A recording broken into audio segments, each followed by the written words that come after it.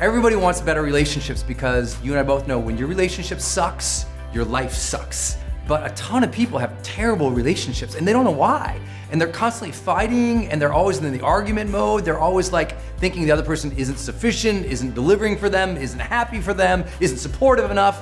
And so you have all these people who have like good people in their lives, but their relationships suck. And sometimes the relationship sucks with their family or their friends, or it can be their significant other. And it's just like, it makes you want to tear your hair out. So let me give you 4 ideas that can actually help you improve your relationships, nurturing deeper, better relationships with anybody, right? Friends, family, or your significant other, your partner, your lover. So the first idea is you never know a person if you don't know their goals. And if you don't know their goals, you're never gonna be a great friend. You'll never be their great lover, their great supporter, their great family member. And it's weird though, because most people actually don't know other people's goals. I'll ask family members to say, what's your sister's goals? And you know, she wants to be a dancer. Okay, what kind of dancer? When? What does she want to do with that career? Is it short term, is it long term? Like, you have to really get into people's goals to understand their heart. And so that's what I want you to do is if you want to be a great spouse to somebody, you got to re-engage and say, hey, what do you want at this stage of your life? Because I know what you used to want, then we had kids, but where are you at now? And you got to get in that conversation with your partner and say, hey, listen, I know we've been through a couple of weird months where we just haven't really felt each other out. It's like, let's just do some personal development. Like, what do you really want to do right now at this stage of your life? Because you have to understand, when I say this stage of your life, that's very specific. Meaning a lot of people's goals change. And it changes like every 3 months, every year, every 3 years. So if you haven't had the conversation with the important people in your life recently about what your goals are and about what their goals are, then I'm telling you, you're just skimming at the surface. Because if you don't support other people's dreams, how can you ever have a deep relationship with them? And if you don't share your dreams and your heart and your desire with other people, how can they possibly help you meet that hunger? How can they possibly help you become the best version of you if you haven't shared it? So you also have to be very honest with what's your real thoughts, what's your real feelings, what's your real dreams, what do you really want at this stage of your life with all the important people around you. It's one of my favorite things to do with high performers to say, okay, do all the people around you know what you really want right now? Are they clear on what your goals are? Are they clear about how they can support that or how much you want them to be involved in it? It's like a lot of people start their own business, but they don't tell the other people around them what that business is, what it requires, how they love their support. And so we all go it alone. And isn't going it alone the opposite of having healthy, supportive relationships? So first thing you gotta do, if you want better relationships, get to know other people's goals. Second thing you gotta know, and you have to share, is people's fears and your fears. You have to know your spouse, your partner, your friend's fears, because if you don't know their fears, you don't really know them. Because, you know, isn't it true we're all kind of like running around sometimes feeling inadequate or unworthy or undeserving? Isn't it true we all have a bad day? Isn't it true we all doubt ourselves? Isn't it true sometimes our fears prevent us from chasing our dreams? That's part of life. And if you don't know that part of the life of your partner or your friend or your spouse or your kids, do you really know them? If you don't know what people are scared of, you don't know their outer limits. If you don't know what people are scared of or fear, you don't know what their real comfort zone is. Meaning A, you can't make sure that they have that comfort, that certainty, that stability with you. And B, you can't help them grow.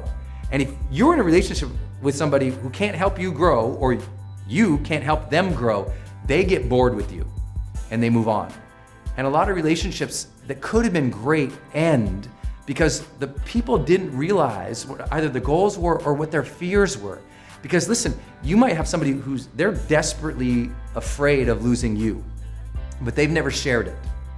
And so they're running around this insecurity in your relationship all the time, and you're never really getting to know that. You really don't understand that. So those nights out when you're late, they're having fears. Those nights out when you don't respond to the text, they're having fears. Those times that you don't reply fast enough, they start wondering things, and those fears grow into doubt about the relationships or doubt about your character, and all of a sudden you're fighting about stupid stuff. And if you knew that they were worried about those types of things or fearful of those types of things, you could preempt those and say, hey, listen, I know this has been an issue for you before, or I know this is a concern, but here's what's happening, here's what's going on. Meaning, once you know someone's fears, you can over-communicate and you can cut off those fears in advance.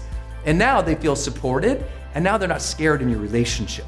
You have to know people's goals and their fears. The third thing you gotta do is create unique, varied experiences. You know, a lot of people in relationships, they just go through the motions. Let's go out to the movie, let's go out to dinner, and then they're out to movies and they're on the phone, or out to dinner and they're on the phone. And they're not even paying attention to the other person and trying to create magic. But if you remember at the beginning of a relationship, you really worked hard to do unique things, to take someone to a nice restaurant, to create an experience at the park or at the show. You worked hard to set up flowers for them or give them a nice card. Like, you were thinking about experiences. Oh, I love you so much. Let's go to Italy. Let's go to France. Someday let's go and swim with the dolphins. I mean, you had all these ideas for adventures and unique experiences, and then it turned into Thursday night, Netflix, 4 barrels of popcorn and a barrel of wine. And all of a sudden you're like, why don't we have the zest and the pop anymore? Because you stopped creating experiences that brought out that newness and that vibrancy and that adventure and that growth together. Like, the most important thing in great relationships, they do things together. And this applies to your friends too. Like, are you creating situations with your friends where you go out on an adventure together? I mean, when's the last time you really hung out with your friends and you did something new? Not the same old thing, something new. When's the last time in your relationship, maybe your marriage or your partner, did you really try to craft something magical? And often people, they'll realize they didn't try to craft something magical in years. And now they wonder why their marriage is in trouble. They haven't tried to craft something magical in months, and they wonder why their boyfriend's disinterested. You have to work hard in relationships. You have to plan in relationships. You have to make sure that variety is there and that experiences are forming a tighter bond. Because listen, you can share your goals, you can share your fears, you can talk all day, you can have great dates, but if you're not having new experiences together, suddenly you get bored with each other and the magic is gone. So what geek out thing could you do together? What new thing can you see? What exciting thing can you participate in together? Is there a show coming up? I always love to tell people, you should know everything cool coming to your town this weekend. So if you want to ask your girlfriend or your friends or your partner or your spouse to that thing, you got it. Listen, it's in the newspaper. It's like, here's everything happening cool in town. Go do more stuff together and the connection deepens. I would say the fourth big thing that you have to do is you have to share your personal growth journey with others.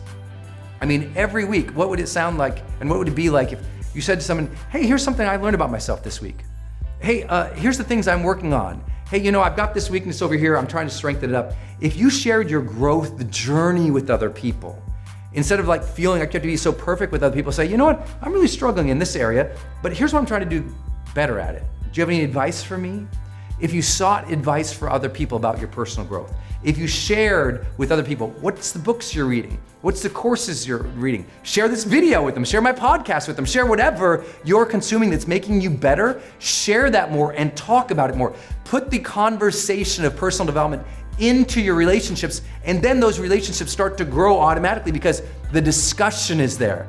If the conversation of personal development is always present in your relationship is always getting better. If the conversation about personal development is never in your relationship, then your relationship will always be stagnant because you're not growing together. But if you're growing together, you'll be happier together, you'll be together longer, and you will feel more connected with the very important people in your life. Relationships bring life to life, so do a better job at it.